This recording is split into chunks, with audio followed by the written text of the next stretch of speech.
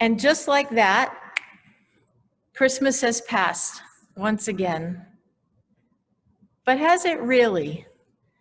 We know that Christmas Day itself has passed 2 days ago, but like Stephanie said in the beginning, in our tradition, we still have more days to mark this most precious time in our church year. I, for one, always take comfort in this, and I use this time each year to spread out some of my tasks on my Christmas to-do list, finishing sending some of the cards, getting in touch with some family and friends just to say hi. I'm always reassured that there's still time, not just to do tasks, but really what boils down to is time to reach out and share that Christmas spirit of love. The concept of time is a strange thing when you think about it. We humans have all sorts of ways to measure time: hours, days, weeks, years. We've measured time by using a sundial, an hourglass. We look to the sky, we use a clock, and various other methods. We think of the time of a lifespan of, say, birth to old age, if we're fortunate to live that long. And yet, our human concept of time is different than God's time. Our gospel reading in the first few verses of John reminds us of this. In the beginning was the Word, and the Word was with God, and the Word was God. He was in the beginning with God. Jesus is the Word. And John tells us that while Jesus was born in the traditional human way, he has always existed in God's time.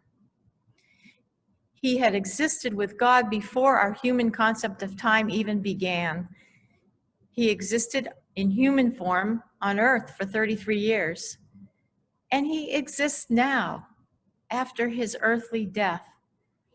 He's with us, and yet we're still waiting for him to come again. Our memorial acclamation reminds us of this. Christ has died, Christ has risen, Christ will come again. In God's kingdom, there was time as we know it, and yet there isn't. God created the universe over a certain time period and has dwelt with his creation ever since, as we heard in our beautiful psalm this morning. God was present before creation and will still be present into eternity. We celebrate Christmas because at a certain time in our history, some 2,000 plus years ago, God appeared as a human being. God became flesh so that we could understand how God functions and relates to humans and animals and the environment. Again, all things that God created. And then this human form of God died. But was that the end? No, again, according to the Gospel of John, for Christ dwells within us and us in him.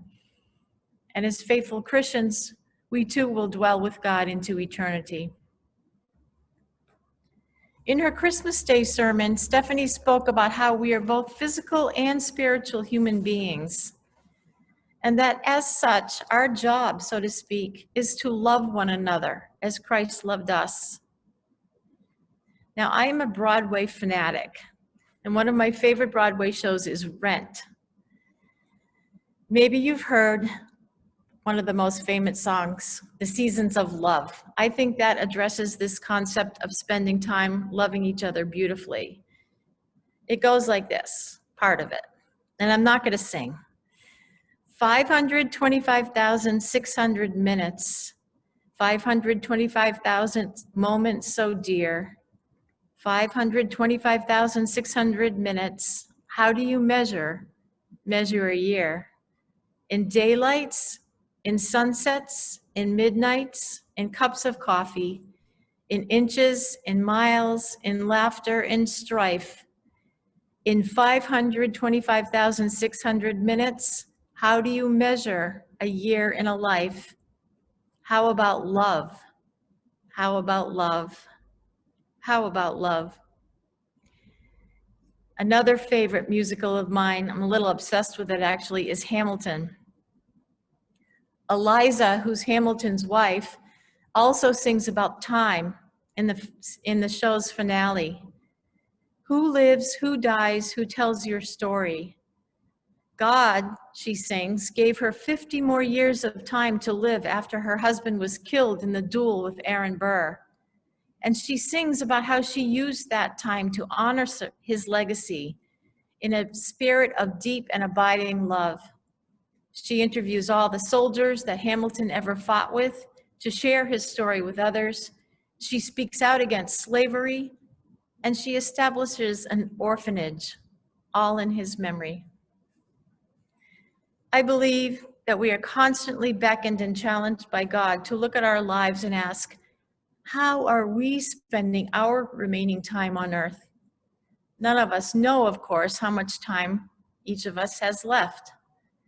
But we all have this extraordinary blessing from God, the blessing of the ability to spend our time, to choose to focus on love, even during a frustrating, frightening pandemic.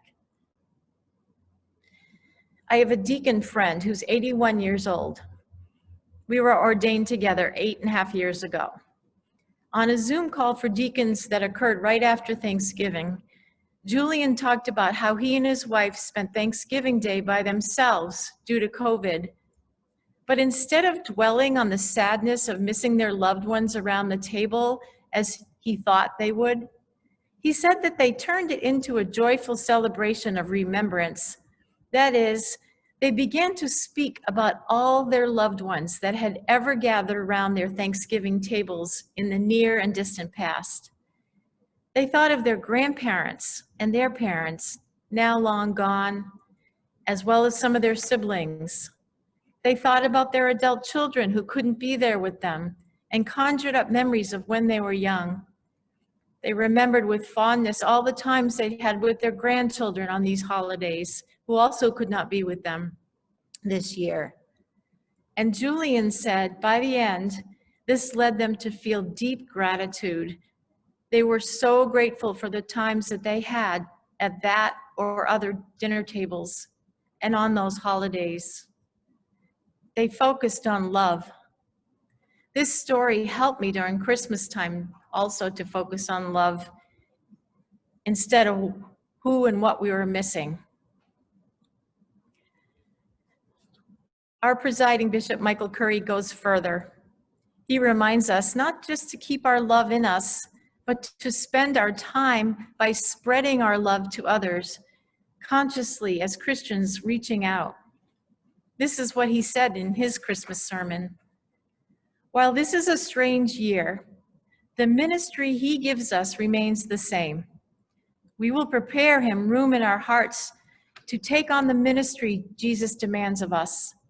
Feed those who are hungry, welcome the stranger, clothe those who are naked, heal those who are sick, visit the prisoner, love God, love your neighbor, sing joy into this old world, prepare him room, joy to the world the Lord has come.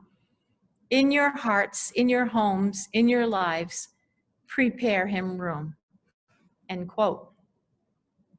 So I ask, how will we, the community of Emmanuel Church here in Wakefield, continue to spread our joy and love into the world? How will we spend our time this coming year? Will we focus on what we don't have instead of what we do have? Will we continue to reach out and love other parishioners who haven't been attending our virtual services? Will we continue and deepen our ministry and our mission of feeding the hungry, addressing racial injustice, and loving each other deeply? Again, I will end with the words of Presiding Bishop Curry.